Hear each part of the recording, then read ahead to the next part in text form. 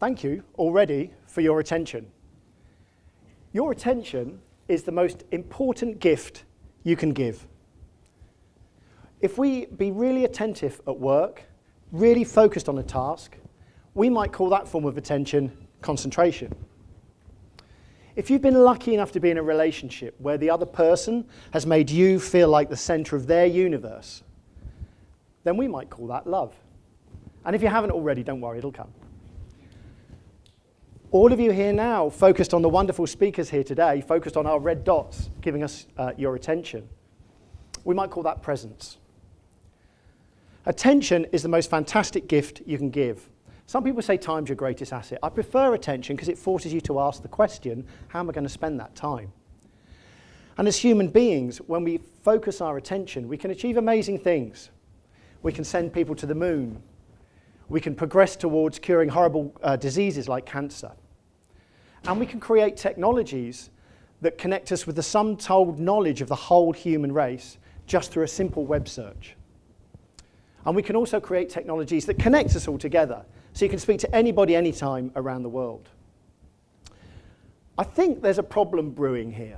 And the problem is, paradoxically, that same technology, I think, is threatening our ability to pay attention. So the average smartphone user touches their phone something like 2,600 times a day in about 150 different sessions. Because of the type of audience you are, you're probably a bit above average as well. So you're probably in the 3,000, 3,500 touching per day. And all of this is brand spanking new. It's come about in the last 5 or 10 years or so. So what does that kind of look like in a typical day? Well, here's kind of my diary. Yeah, here's my sort of work diary. Typical day, I'll set my alarm for 7, I'll get up, go and have some breakfast, travel to work. I'll sort of spend the first hour or so writing some strategy paper because that's when I'm most tuned in. It's early in the morning, my brain's buzzing.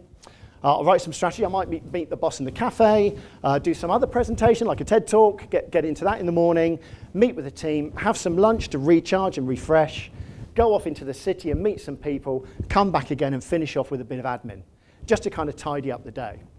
That's sort of, if you look at my calendar, that's what my work day kind of looks like. It's a typical work day. In reality, if we're not careful, it can look very different to this, though. So quite often I'll wait before the alarm goes off and I'll reach over to check what time it is. And of course, suddenly up there's a little Facebook notification saying that I've got a new message or a new share or a new comment or so. So I'll have a quick look at that, and that'll take me off into 6 or 12 different things, and I might comment on a couple of things. Then I think, oh no, I must, the alarm hasn't gone off yet. I'll just pop it back on the bedside table, but before I do, I'll just have another little swipe down and a refresh just to check again before I doze off again for kind of 5-10 minutes. Then the alarm goes off and I'll reach for the alarm, which of course is my smartphone, so the first thing I see is more kind of notifications. So I'll probably spend a little bit of time on them. And then I'll go down to a breakfast and have some travel, but while I'm at breakfast, I'm kind of checking again, having a quick sneaky look and doing some more updates. And it's interfering with me writing my strategy paper, the notifications, all those naughty pings and dings and vibrations in your pocket are distracting you from your real kind of work, your deep creative task that you have to do. I'm going to meet the boss in the cafe, so I probably won't check Facebook then. I'll be a bit more professional and have a quick look at my LinkedIn. And this kind of goes on. Throughout the day, this kind of goes on. Right. And of course, it's not just Facebook, is it? Of course, it's not Facebook. We've got Twitter to deal with, and we've got LinkedIn to deal with, and we've got email, which kind of expands to fit the remaining kind of available space. And you'll see I've kind of left kind of 11 to 12 o'clock as a nice blank space, but just before we go to bed, we'll have another little swipe and have a look, won't we? And just see what's happening out in the world that we've missed. And this isn't the full picture, of course, is it either? This isn't the full picture. This is what days look like for people at the moment. And of course, this bleeds into our personal life in the evenings, and suddenly our kind of loving relationships start to look a bit like two people connected to the rest of the planet, but not to each other. And after a while, this whole kind of thing just feels like it's crowding out the rest of life. There was a wonderful parody a few years ago. I don't know if anybody saw this. Who's played Farmville in the past? So Farmville was a game, online game. About 9 years ago, it reached 100 million players worldwide. It was a Facebook game. And it really started, it was the first engine of this compulsion to go back and click on things and touch your phone and touch them. And it was a game. And you've bought virtual crops and planted them in virtual fields, sold them in virtual markets for virtual money, which you used to buy more virtual crops and pigs and sheep and cows and grow them bigger and then sell them and so on and so on and so on. And you could buy a virtual tractor for $5, which would enable you to do that a lot faster. And you could go and visit friends' farms. But it was just this compulsive.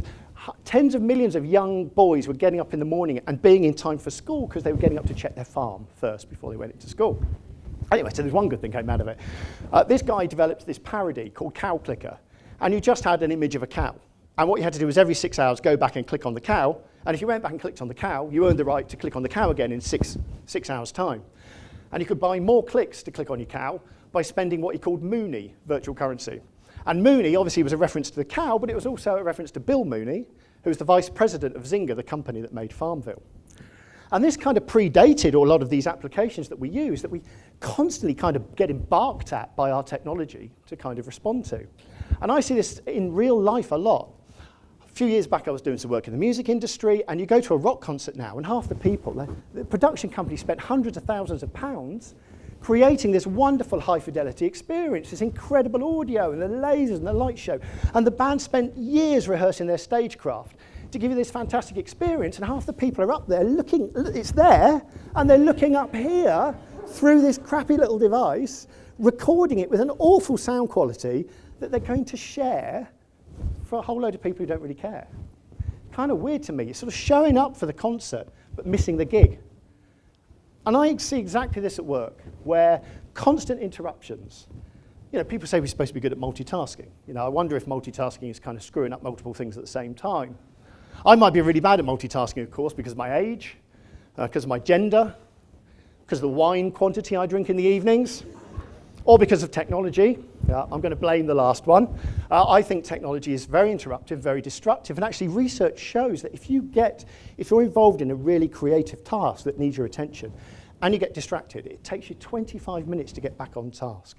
You imagine what that's doing to your ability to be creative. And even worse, these constant interruptions knock 15 IQ points off your intelligence. It's like losing a full night's sleep. And perhaps even worse than that, there's some evidence to suggest that it's physically damaging the area of our brain that deals with emotional intelligence, how we relate with each other and the rest of the world. And possibly these increases in depression statistics, work dissatisfaction, are maybe symptoms of some of this. So I think your attention is under threat from these kind of crazy kind of Facebook, or not just Facebook, but social media updates, your phone pinging that there's new messages when you're sitting there with your partner in the evenings, and of course the email. So why is this? Well, let's look back a little bit. I think the same reason we haven't quite sorted out how to use this technology yet is the same reason why people get scared of horror films. So it's weird, isn't it? We've had television for a long time. We shouldn't be scared of anything that comes on the TV. We've had Coronation Street for 75 years. We ought to be used to anything. Yet I know that big fake plastic white shark isn't going to leap out of the screen and maul me, but I still hide behind a pillow, or jump or chuck a glass of wine over my partner. And why is that? Why? I mean, it's an interesting question, right? Why is it? We've all got TVs in the house. We should be used to this by now. So to explore this a bit, let me leap back in time a little bit. We're just going to pop back roughly 6 million years.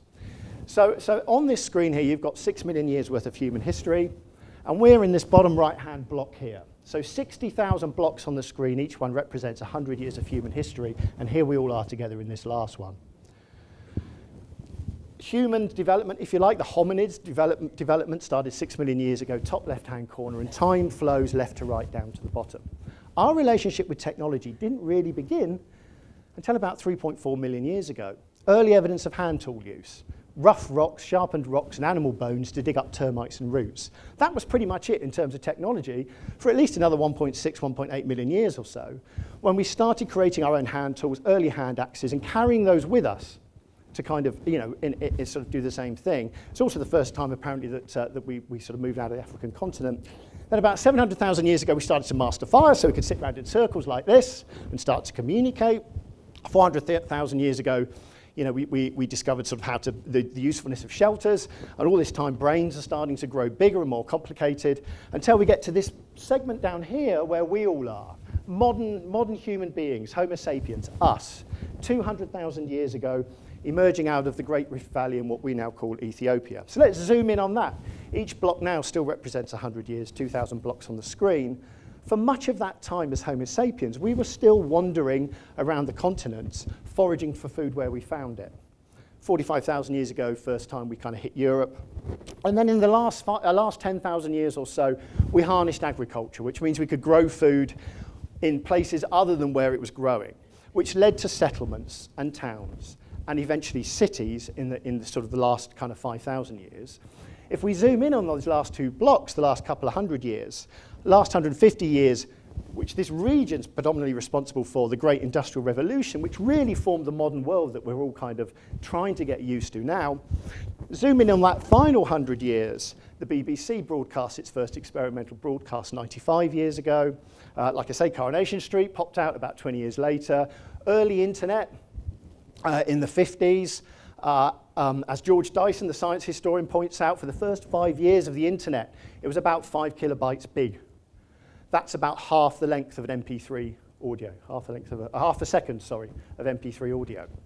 So think about that, and they were using it to look at issues of nuclear fission and planetary movements and explore human development.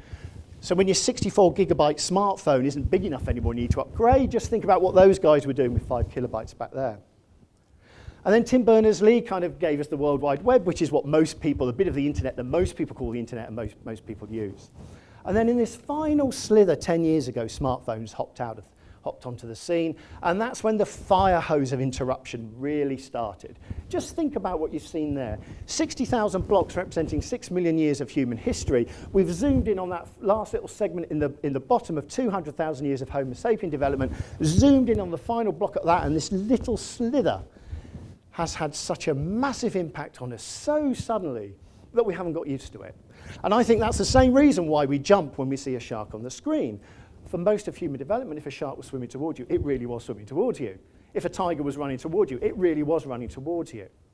We haven't got used to television, let alone the power of this technology, which is kind of barking orders at us all the time. This sort of adult-child relationship. Ding, new notification, must respond, must respond. We haven't quite developed the mental approach, I think, to sort of address the technology. If we want to focus on something really meaningful and creative, I just suggest we can do simple things like turn off those notifications. Focus on that one thing that you want to focus on. It'll all still be there. You can always go back in. It'll all still be there. So, final thought to kind of leave you with. More blocks. Before we were looking at each block as 100 years of human history. Each block now is 100 seconds. 864 blocks, 86,400 seconds that every one of you has in a day to do something meaningful and useful and self-fulfilling with. Quite a chunk of those blocks are already taken up by sleep, of course. A chunk more is taken up by travel and by hygiene factors and eating. And my question is, what are we going to do with the rest of that time, the rest of our available time? Are we going to fill it with this? And if your answer is yes, I like that, fine, knock yourselves out. But be aware of it. Perhaps you want to carve out some of your time by turning off those notifications, buying an old retro alarm clock in your bedroom to wake you up in the morning and leaving your phone downstairs on charge. Perhaps you want to carve out some of this time for some deep creative thought, uninterrupted time, to help think about some of the bigger problems facing civilization, to work in an uninterrupted manner more closely with your team. If you went to a meeting at work and took a random stranger in who knew nothing about what you were talking about at work and kept interrupting you all the time, you'd be fired, wouldn't you? Or you'd certainly never be invited to any more meetings, which might be a good outcome. Yet we all do that. That person is your smartphone, and everybody takes one with them. You might spend it on more creative, self-fulfilling pursuits, learning about science, learning a new art. Or you might spend it to focus on relationships, kind of uninterrupted. Your smartphone will continually call for your attention for the foreseeable future. And all I want you to do, all I invite you to do, is just question when that happens, do you want to give your attention to that particular activity, or would you like to do something else instead? And I think that's an idea worth spreading. I thank you again for your attention.